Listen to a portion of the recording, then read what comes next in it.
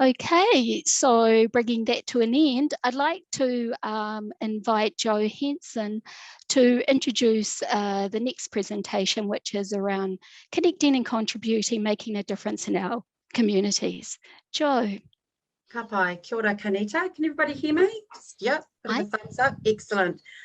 So continuing with our theme of community partnerships and engagement strategies, it really is kind of right that we finish the last session of the day around connecting and contributing and making a difference in our communities with a GP and our very valued and cherished lived experience team for Collaborative Aotearoa. But if you haven't had the pleasure of meeting Andrew Miller, he's a GP in Kamo in Whangarei. Kamo in Māori means eyelash, actually. But Kamo is also in reference to the hot springs in the area that are always bubbling up.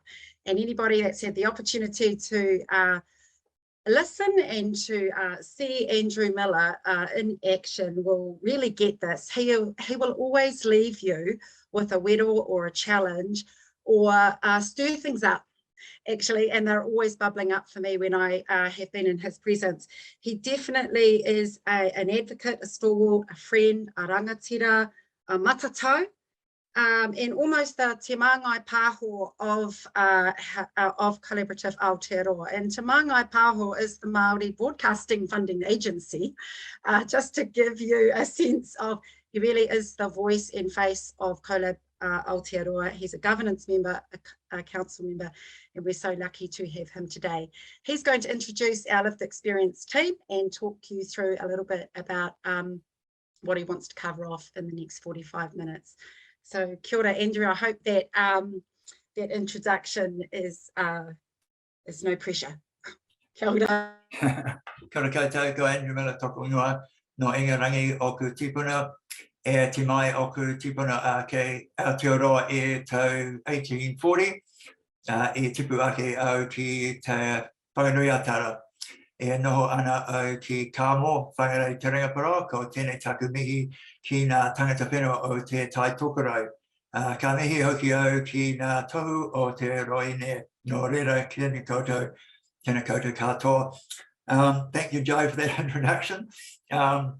I've, as Joe said, been involved with the Collaborative almost since day one. I'm a GP up in Whangarei. I've been there for the last probably 30 years. I have a sort of reasonably good idea of what continuity of care looks like. And in my job, it's all about relationships. I am going to talk to our lived experience partners from the Collaborative. And in doing so, we're going to talk about three things. With Karōria, I'm going to talk about well-being. With Merle, I'm going to talk about the importance of whakawhanaungatanga, and then with Gary, I'm going to talk about what it means to have self-management, ownership of information, and a treaty partner. I think in our Collaborative, the three people that you're going to be introduced to and meet are probably our most important governance members, and that they're the ones that keep us honest. They keep it real, they keep us focused. Quite often, I think we'll find that because we're living inside structures and organisations we've been involved with for a long time, we get into a mode of thinking that is and should be challenged by those with lived experience. It was very sobering to hear Barbara say that the experience of going to communities is harrowing. And I think that's what we will find. We're only in the middle of reforms at the moment because we're failing. I think the system's failing Māori, it's failing our communities, it's failing to hear the voice of what people are saying. And people want to tell us what they want to say, and we're not given the opportunity to. So I think with what we've heard today about collective impact and community-led development, we've got an amazing opportunity to actually get over ourselves and step up and actually listen respectfully and start having true partnership with the people that we're meant to be serving, and act like servants and not like people telling everyone how it should be done. So I think these guys that we're about to hear are a real strength in our Collaborative. They don't come from existing organisations. They haven't got a vested interest in the jobs that they might have during the day, and what they tell us is going to be good for them, good for us, and it's really what we should be doing. So I'm going to go through a little bit with each of them, and they can introduce themselves as they're segment of this next 30 minutes or so starts up. So I was going to start off with Karōria to introduce herself, and then I'm going to pop up a wellbeing wheel, which I know she likes to talk about what wellbeing looks like for her. So Karōria, if you want to fire ahead and introduce yourself, that'd be awesome. Ora mihi, Andrew. Kia mihi, kia koutou katoa, ko ngā puinui tōne me te rau o ngā iwi, ko hoki anga tuku moana, kei kere tuku kainga i nai nei, ko te whare tapu o ngā pū tuku tūranga waiwai, te he mauri ora, ko Karōria tuku ingama, kia ora. I just wanted to, first of all, say thank you for the opportunity to contribute to this, because it seems to me that there are lots of hui that happen around the place where it's very systems driven, and the opportunity to contribute and be an equal partner at the table is such, it's a blessing. So thank you to the Collaborative and yourself, Andrew, for facilitating this. Thanks, Karōria. I'm just going to flip up that wellbeing wheel that we like talking about, because I think you often say if someone had approached you along your journey and said, what matters to you, and not treated it as a medical consultation, life might have been a bit easier for you. So I'm just going to share this wheel. You guys might have all seen this, but it's just a simple approach to maybe about thinking about the other determinants of what being well is for people, and starting not just with our provider model, but actually getting to the heart of what matters, so that we can make sure that we're engaging properly and getting to the root of what people want to sort out. So I don't know, Karōria, if you just want to almost talk to this, and what an approach would look like to you that's good if you wanted to be looked after or cared for properly. Manaki kanga.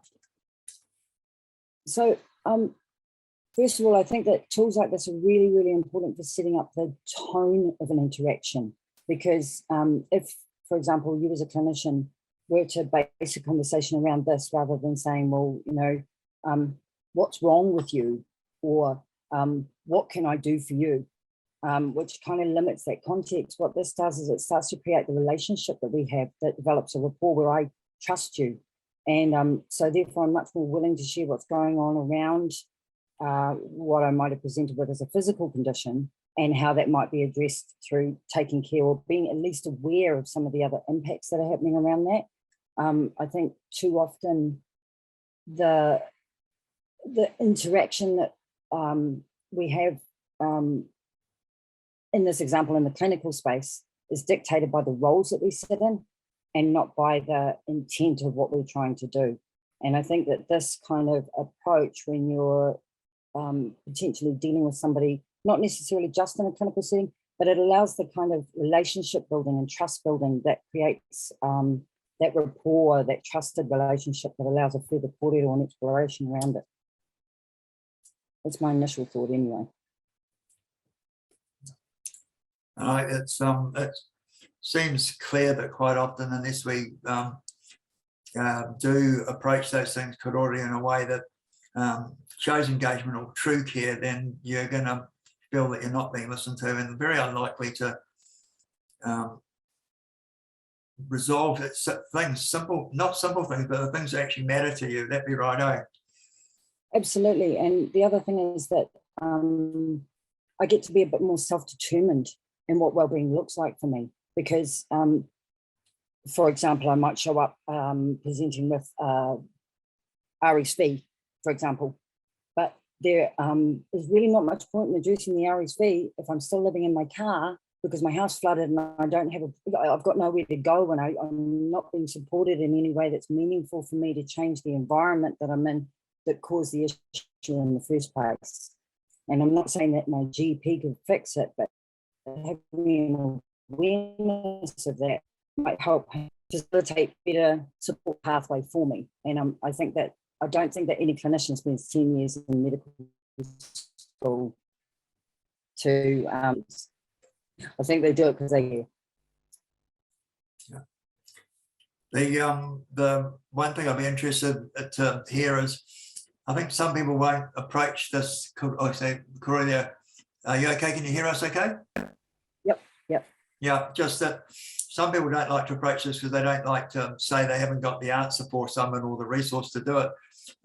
Do you think it's still the right approach to even be respectful enough to tell people that what matters to them really does matter, but they might not be able to help right on the spot.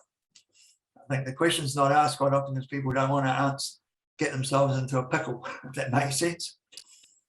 Yeah, and I think that, again, it's that, referring back to the earlier presentations that we've had, it's been willing to sit in that uncomfortable place, because actually what is the most important thing that's going on for me right in that particular minute where I'm being invited into a relationship, I feel heard. Actually, essentially, everybody has what they need to within themselves. But just the fact that I'm heard, just the fact that I have a safe place, just the fact that I'm allowed to be held in that place without anybody trying to fix me, because I'm not broken. I'm just experiencing a challenge or an obstacle in that place. And just to be held and heard is more than, and if I were to receive that in a clinical intervention space, that's it. You're my health journey partner for life, because you're simply present, and that's probably the most important thing for me. Yeah, thank you. It's manakitanga, it's caring. It's not delivering a service, but it's actually caring for somebody, which I think is the most important thing. So that's awesome, Karōria. We'll move through to Merle, but at the end of it, we'll all have a chance to add whatever we think that want to add. Is that all right with you? Kia ora, Andrew. Kei te pai. Kia ora. I like your hair at the moment, by the way. It's awesome. Flattery will get you everywhere. Would you like me, Andrew? Merle. Now, Merle is next, and she is probably, one of the platforms and backbones of all the collaborative. I'd say that without any shadow of a doubt. Merle, I think, is so often talks to us about whakapanaunatanga and how important that is. I, as a GP, I've spent 25 years with my patients, and so it's become something that is sort of ingrained in what I do. I just love to hear people's stories, where they come from, and make the links. And in Northern, that's not particularly difficult because we're a small community and we know each other well. But one thing I didn't know with Merle, and what I'm going to ask you to do is tell me a little bit about what's gone on in her life recently, because I know she's moved back to her turanga waiwai. She's moved back to Katikati, back to her marae and to her people. And I'd like to hear a little bit from Merle about what that means to you, why it's important, and why you've gone home, if that's all right with you, Merle. Ai, tēnā pai tēnā kia hau, engari te mea tuatahi. Kia koutou katoa e whakarongo ana ki te kōrero. Tēnā koutou, he mihi kia koutou katoa e whakarongo ana mā takitaki hoki. Tēnā koe hoa, Andrew, mō rātou katoa, you don't or may not have met me before.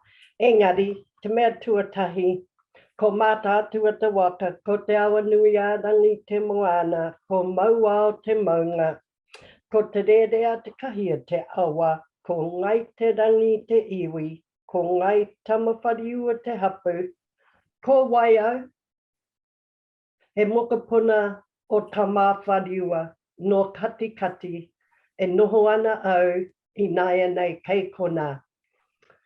5 months ago, I moved home. Ki taku tūranga waiwai. My heart, my mind, and my wairua cried for 2 years to return home. You may have read stories, heard the books about the call of the land, the call of home.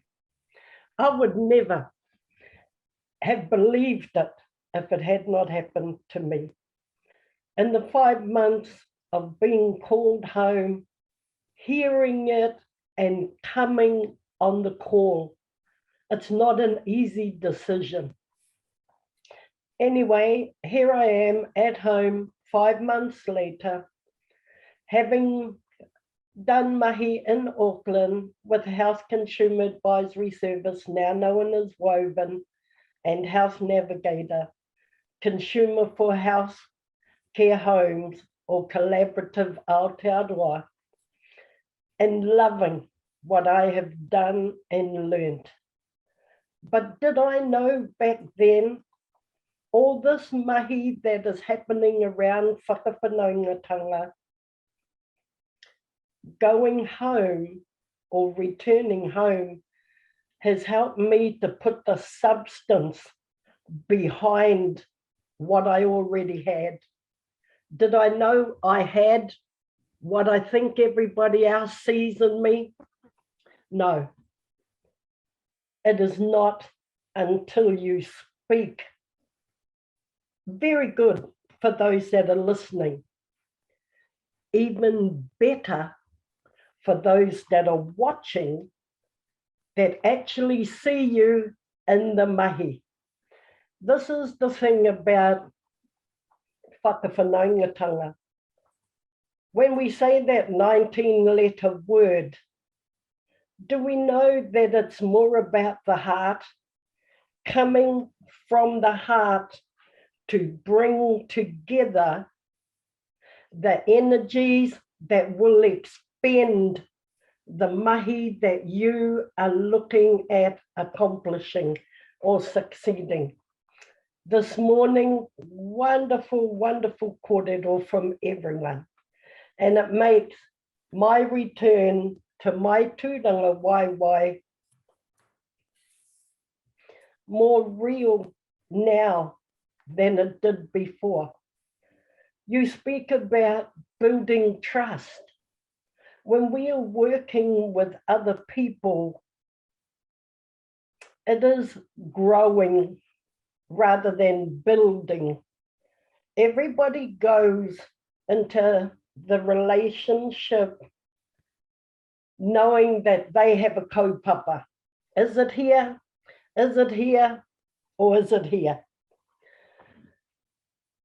When your kaupapa and your kōrero come from your heart, the intention and even your words are different.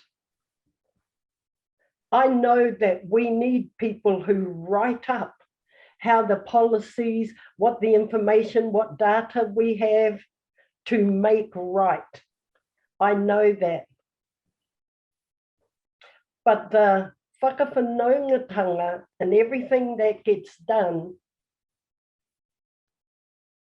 if you can't do it on ground level, you will have trouble anywhere else. Having moved home to my tūranga waiwai and having lived away from home for 45 years, I had really forgotten what whakawhanaungatanga was.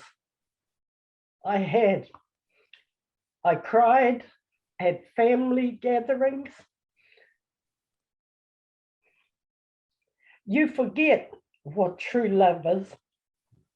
You forget what doing things purely because you are theirs. You forget that love has no restrictions, that there is no agenda. So returning to taku nei tūranga waiwai, having lived in Auckland, in social housing, I did not realise how distant I had become with my whānau. At a distance in myself, I could see how that could present awkwardness, but also likening it to the mahi that we were doing in house care homes or Collaborative Aotearoa. I could see how being distant did not bring forth the communications and the movement that may have been necessary until I went home. 5 months I have been home. I'm so fully involved in Te Runanga Nui o Ngai Tamawhariua. I don't know how, but I am the chairman of our local marae. I am very much seen as the second eldest in our large whānau of 160. I am seen and heard I hear all the time from our whānau how wonderful it is. Aroha mai. How wonderful it is that I have come home. It's funny that others will see in you those kind of skills that you don't always fully recognize in yourself. Tātou te iwi Māori, when we are going to get a job, we don't want to blow our own trumpets and say how neat we are at this or that or that. We want somebody else to do it. When I am home, our whānau will share different things to each other. Every time they came forth to me to say different things about how wonderful it feels to have me home, I feel like I want to fall on the ground and tell them I am the one that should be telling and sharing to the rest of our whānau the energy ki te papakainga, mo rātou ki te ahika, returning home to where you came from, to where your future will grow from. But also knowing that the people who have been living at home before I returned have kept that land and all the rest of the whānau and the community busy. They've been making those connections. So when I hear about the localities, kōrero that's been going on, what you need, what you do, how to be involved, it feels beautiful to know people are reaching out and wanting to connect and wanting to get over the thing they call awkwardness or disconnectedness. May I say, the word whakawhanaungatanga for me at this time of the pandemic and through the COVID response, it is a gentle friendship, all for well-being. It is, I don't want to push away what other people have said, but in the past I have heard and seen people say, we are not a partnership. We are not in a partnership. It's the intent within that will give you that. When you are going through the matrix that House Care Homes has put out for those clinics and clinicians to be using, please, each of our principles, the values that are in there, they're not just words to read. It's an action word that says, hey, I'm going to show my care. I am getting behind all these principles and I'm going to make it live. How can I work it? How can I tell the rest of the clinic? Don't tell them. They need to read it. But we need to role play it every day. If you are doing what you do when it comes to connecting, why is there awkwardness? I never, since I have been home, I could not imagine the way the whānau keep coming around. They want to support so much. When I hear things today for what we have been doing in my whānau and our whānau whenua, it's like a micro macro thing that's happening out there. What our whānau is doing is learning to be more self-sufficient. We are wanting to do our own marakai, growing and being self-sufficient at home. However, I am aware that this pandemic has shifted us, that's what we all ki te ao to the world. need to look at bringing ourselves back into that and taking that control, because it's our worth, a man's worth, a woman's worth, about how we feel when we give trust. Trust is not something you give. You meet someone, yep, good day today. Oh, I'm going to trust them. You know, it takes a little bit more than that. When it comes to your whānau, orite te toto, you know that your blood and their blood are the same. There are no questions. There are no awkward feelings. When you are working with non-whānau or non-Māori, just like Jude and Whetūrangi work, to be able to find that platform or plateau that allows them to walk together, to share what comes. And my whānau make me feel like that. With the gratitude for the kupu whakawhanaungatanga, 19 letters, you take the middle 3 letters of that word and it tells you no, N-A-U. And that belongs to you. Every time you are in the clinic, know that that's your responsibility when you are applying the principles of whakawhanaungatanga. I have a love for my whānau, and especially for house care homes at this time, and the whole team, because the provision of a space or a platform like this to share with you what is whakawhanaungatanga and how should it happen. When it's given from the heart and you own it, your gentle human kindness. It's not rocket science. It's not something on the medication box that you can't quite see. It lives within you. You are it. You are the trust. You are not building it. You're not trying to look for it. Oh, sorry, you are building it, but it lives within you, and it's the intent that you have. And every day, my whānau are a constant reminder to me that we are love, without the intention of love to make things move and get done.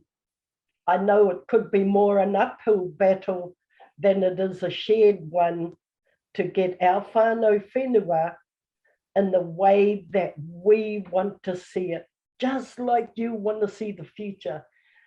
The visions I thought I had, I've heard everybody say and mention them, having consumer voices embedded in the model of care, having space like our lived experience people are sharing today, being in the room. I couldn't have imagined all of this. Kia koutou katoa e whakarongo ana mai ki te kōrero. I think that might be a bit long from me. Andrew, what do you reckon? I just sit there mesmerised and get you usually give me goosebumps every time I hear you speak. I mean, that's exactly what I think we've been hearing. That's right from the heart and soul. I mean, in some ways you sort of talk about vested interest. You're so vested for the people that you surround you and love, and you're iwi hapu whānau, and it's honest, it's transparent. I mean, so listen to you, I wonder why we wouldn't want leaders like yourself. And I can see why you're the chair of the Mariahs, no doubt. I can understand that. So that's absolutely awesome. I'll have a word with Gary, and then obviously the three you guys can come back. But thank you so much, Aroha mai whaia. That was incredible. He was going to say, "Give me goosebumps." Thanks so much. And the last person we're talking to is Gary Sutcliffe, who's another of our lived experience partners. Gary has often got a very strong interest in self-management and sort of ownership of information, and being able to manage and look after yourself. So Gary, if you want to introduce yourself and tell us what you think about that particular part of care, that would be awesome. Yeah, kia ora Andrew, and kia ora whānau. he tangata o te tariti aho, ko Pākehā toku iwi, ko Wallace Sutcliffe toku mātua tupuna no Lancashire, ko Ellen Rimmer toku whaia tupuna, ko Bert Sutcliffe toku mātua, ko Norma toku mama, ko Gary Sutcliffe toku ingoa, tangata waiora. So tēnā koutou, tēnā tātou katoa. So my name's Gary. I'm from Auckland. I'm married. I've got 2 children and 5 granddaughters. So that's me. So look, self-management. I guess I really only really heard the phrase self-management when I was working at Tamaki Health by Merle, and I learned a lot about myself around self-management. The things that were most important about that is that I have a responsibility to make myself informed about, what my health and my needs are and how to express that. And something that Whaia just referred to was, that building of trust and the mutual trust, between yourself and your healthcare team or your doctor. It's really important. And I think we all know that the old traditional doctor-patient relationship is kind of like, I'm the doctor, you're the patient. If you do what I say, then you'll get better. So there is that, the obvious power dynamic or the imbalance of power with that, which does leave people, patients, us, disempowered, or that we kind of, as long as we comply, then maybe we'll be okay.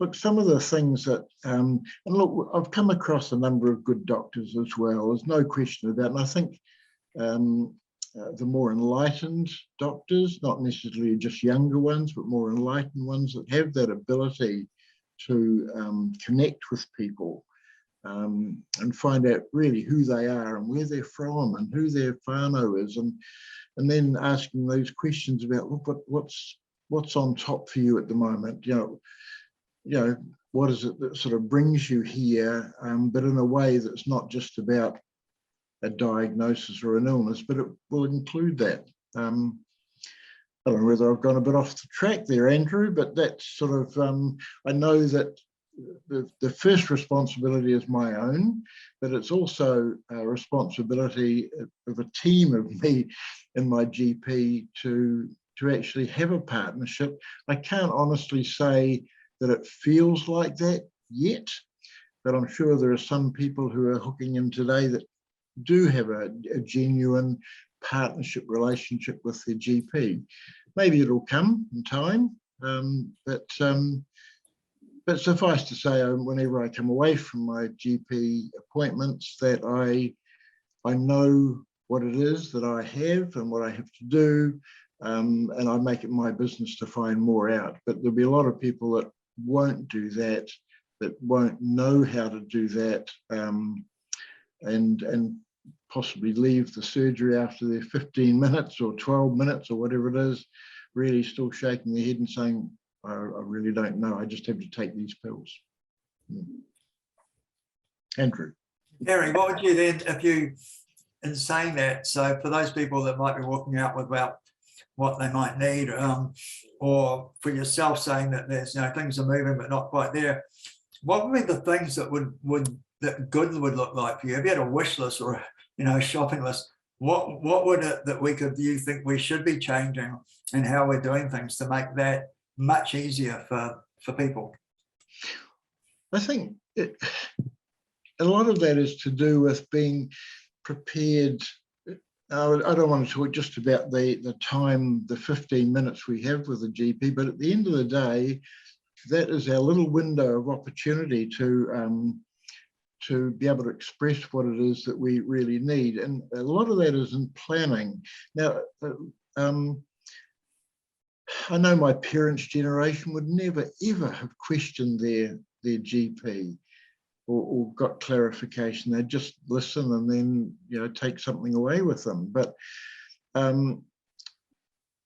if we know in advance I just say to people, and some of the learning I did through self-management was write the things down before you go and see the doctor. Write the things down that you want to discuss with them, what answers you want, with the most important thing at the top. But if you don't feel confident about doing that, take somebody with you, because A, it's another set of ears, and they may be able to, if you find you can't do it, they could speak for you, if you're happy for them to do that.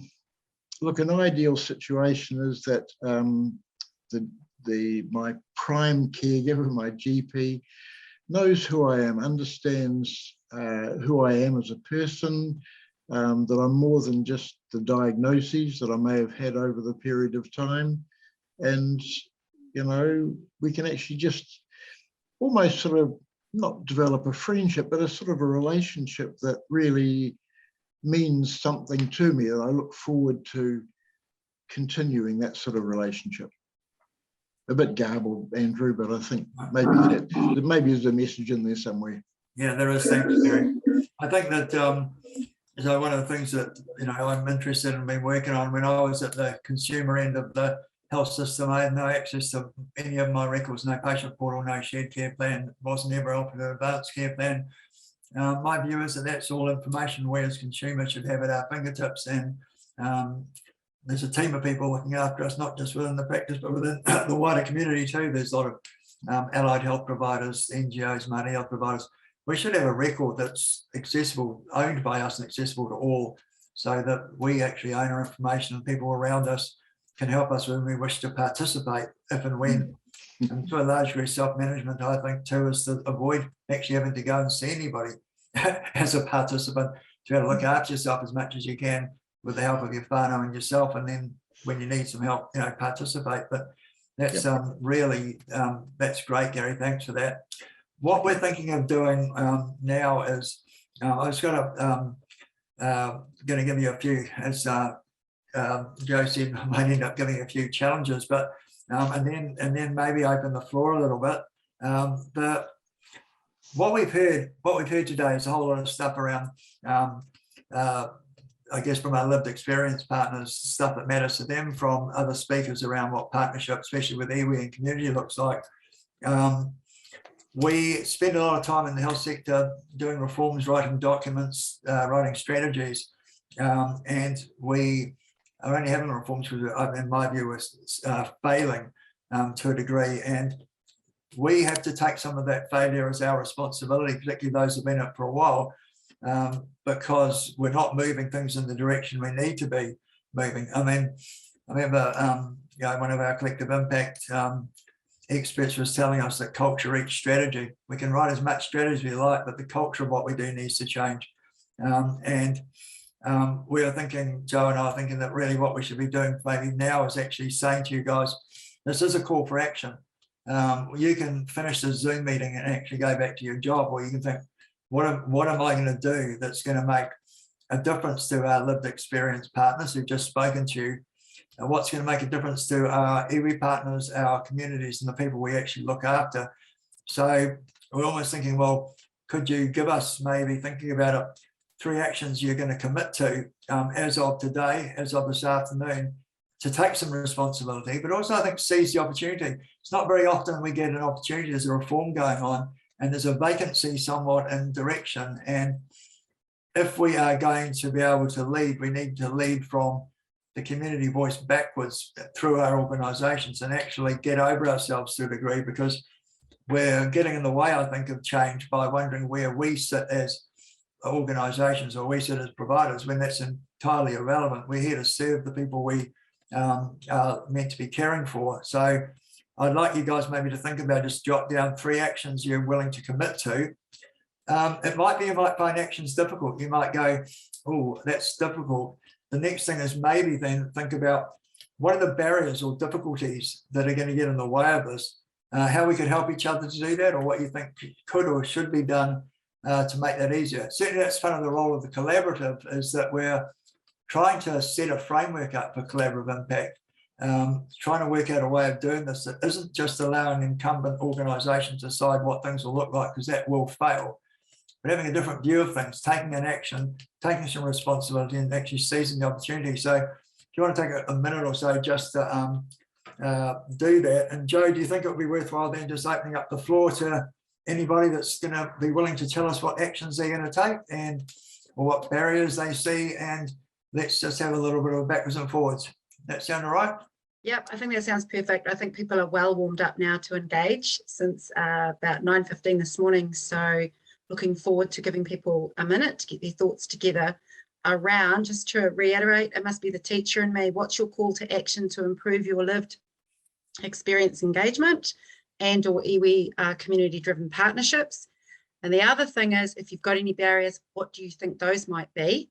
Because there will be some people around the room who can help you with some of those solutions. Kia ora. So let's take 30 seconds more and then give you a moment, and then we're going to see with the number of people that we've got here if we can freeform this discussion, but I'm fairly confident we will be able to.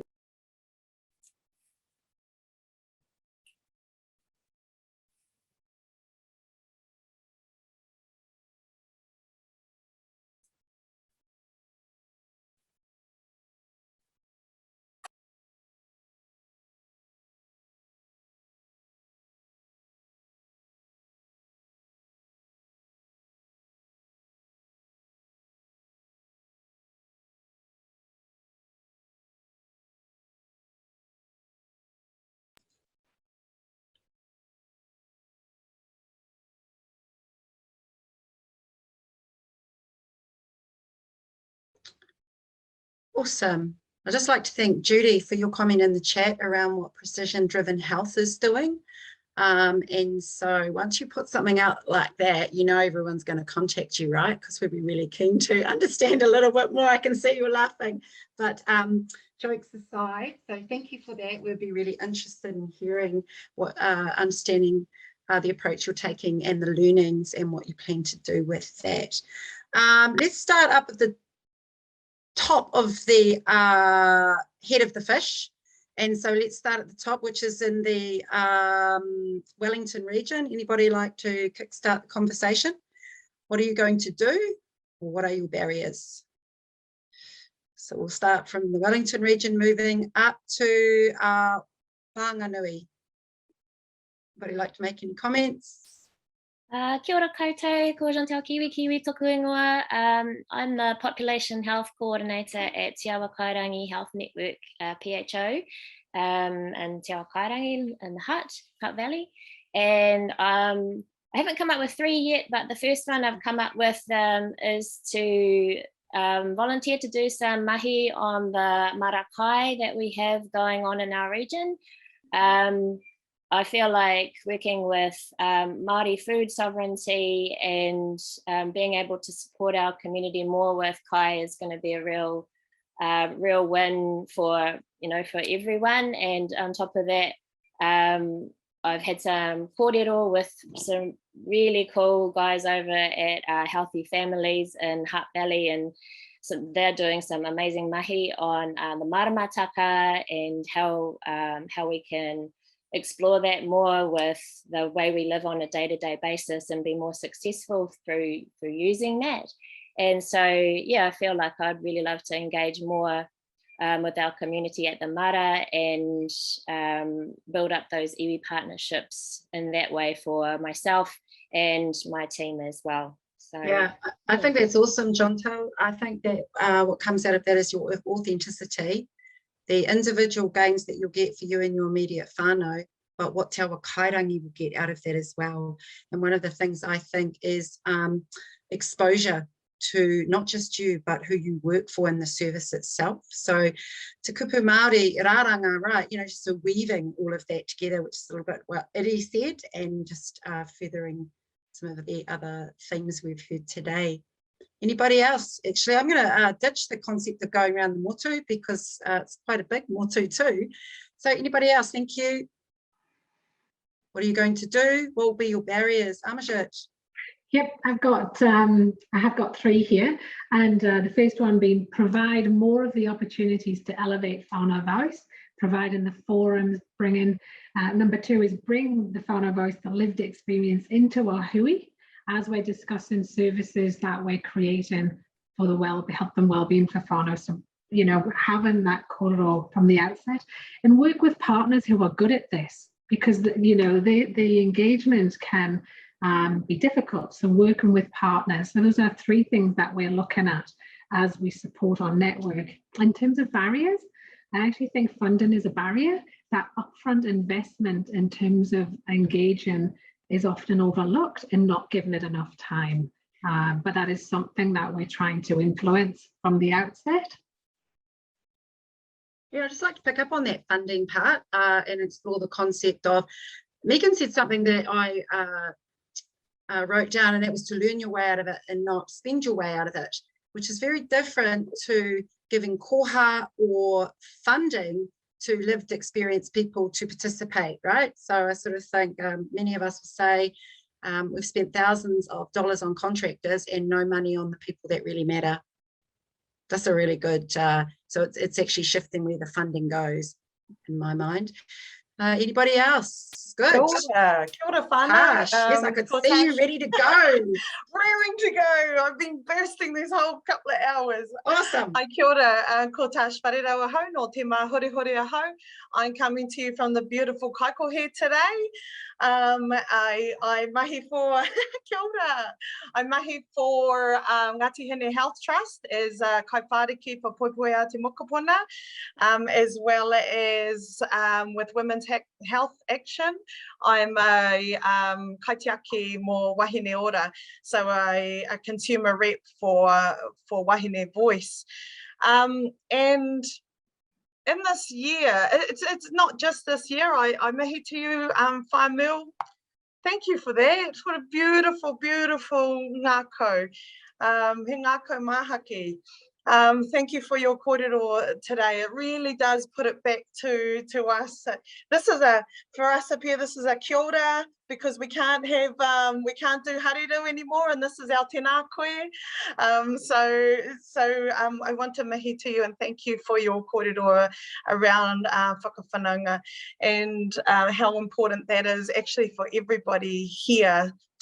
Even though we might think we know it, there's always an extra element that we learn. So thank you very much for your kōrero today. So yes, I am with Women's Health Action and Ngāti Hine Health Trust, and my situation is that with Ngāti Hine, I'm able to access whānau and to work with especially our mamas and our pepe through like the teen parent unit as well as hapu wānanga. And then what they tell us in the wānanga is where we take their voice onto another platform or onto another level.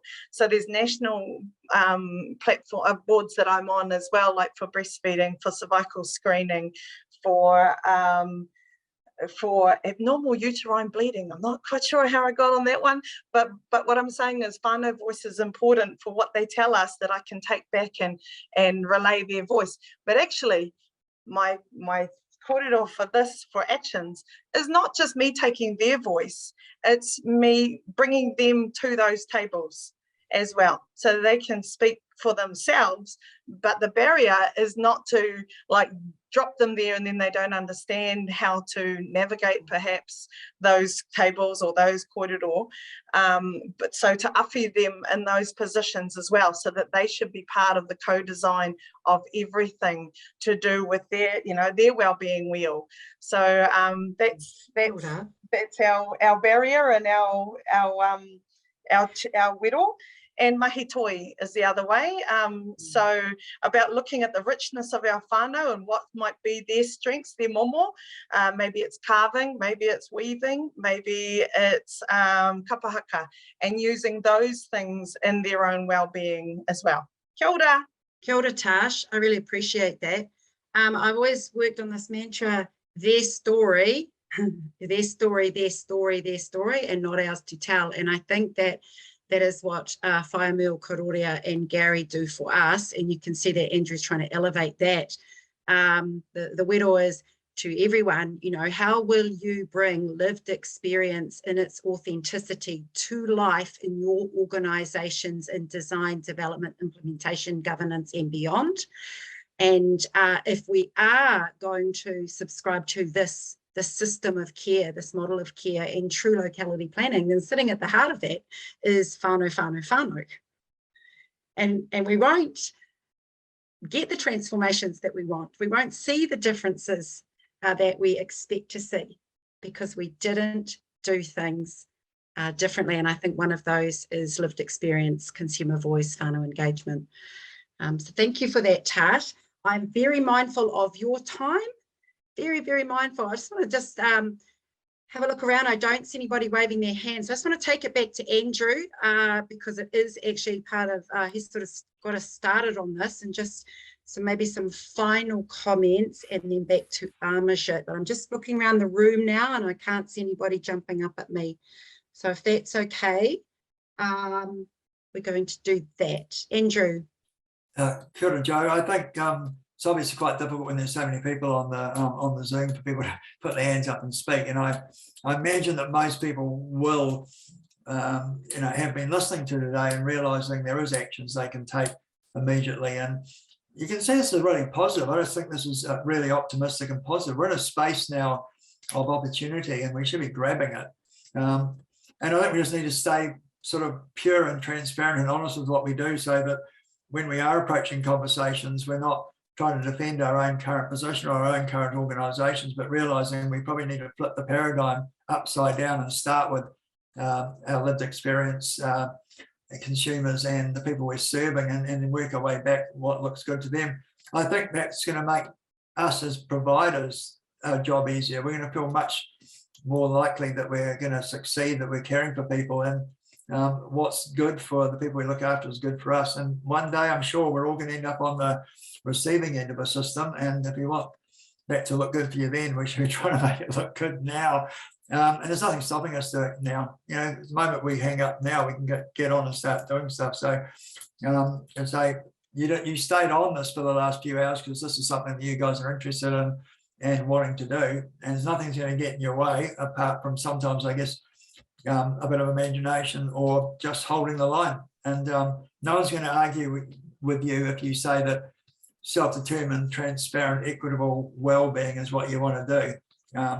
If they want to argue that, they need to find another job. So kia kaha, I think just go for it. Just do whatever feels right in your heart. As Merle said, it's your heart and soul, and you're all really strong and you can get things done. So foot to the pedal, I reckon. Thanks, Joe. Kia ora, thank you. And thank you, Amarjit. I will leave closing remarks and debrief to you. Kia ora. Ngā mihi nui to all of our presenters and to our audience. You'll all be wanting lunch, but we do want to just grab those gems from the rich korero. So I'd like to ask Karōria Johns to share those takeouts with us before I then share some next steps and how you can receive the recordings, etc. So Karōria, over to you. Oh, kia ora, Amarjit. Look, there is just so much in in what was shared today. Everything from how we might address the processes and systems through back to the core of what we do, which is that heart stuff. We have that feeling around what we do, and leading with that and allowing that to inform, as opposed to trying to fit that into something else, is probably the biggest overall thing. The other, and looking, because there's so much to capture. Honestly, I've got a whole presentation in itself just on bullet points of amazingness that have come out of today. I think probably the one thing that I would like to invite as a takeaway in a nutshell is that you're the micro of the macro. It starts with you. And as much as, like I'm all about the vision of a self-determined health system that's whānau-led and all of those wonderful aspirations, probably not going to happen while I'm still alive to see it, right? We're working toward that. But what I will invite is that the next interaction you have, whether it's staff, whether it's whānau, whether it's a patient or someone who just needs an awhi, that's the gift you give today. Celebrate those successes, take those wins, recognise them for what they are, because success breeds success. You are the micro of the macro. Your personal responsibility becomes a ripple that is felt throughout the world. So please just start with now, here now, because you are enough to make the change happen. Kia ora. Kia ora, Karōria. Some good insights there. I just want to take a minute to share some next steps. So first of all, we will email the slides and the recordings as soon as we can. As you know, we're 2 team members down, and our website details will be on our final slide today. And I'd also like to announce our Kanohi Kita Kanohi Symposium for later in the year, because I've really felt that today was difficult to capture the two-way dialogue, and we do want more of that, and probably a lot of you are boosted to share, and we want to hear it and we want to listen. So I definitely take that on board, and we hope to be in person later in the year. And I also want to thank the team, especially those that are here today supporting, but also Kirsten and Michael behind the scenes. Even though they're not here today, they did a whole lot of mahi to bring this to the forefront. And so it's that whole, shared approach that we have. So I just want to make it to them as they recover. So yes, thank you everybody for joining today. Go well. I will be asking the beautiful Fire Merle to close us. Stay safe, and ngā mihi. Tēnā koe Majid, kia koutou katoa e noho mai nei, anei tētahi atu. Aroha mai, everyone. I just need to ask Amajid a question. Amajid, is this closing for lunch or because we are finished? We finished Fire Merle. This is closing. Aroha mai tātou katoa, I'm back again. Tētai atu mihi kia koutou ngā kai kōrero e kōrero ana kia mātou. Kare kia mātou ki te kanohi, ki te ngākau. Thank you to all those speakers. Your words hit my heart, my head.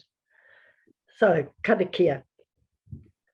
Kia tau, kia tātou katoa, te atawhai o tō tātou ariki a ihu karaiti, me te aroha o te atua, me te whiwhinga tahitanga, ki te wairua tapu, kei rungi a tātou katoa, mo tēnei te māramatanga o te kōrero, kei roto i te wāhi hauora, kei rungi a tātou, hei mahi, e mihi kia koutou katoa, kei rungi te ingoa tapu a ihu karaiti, a ke tonu a ke āmene.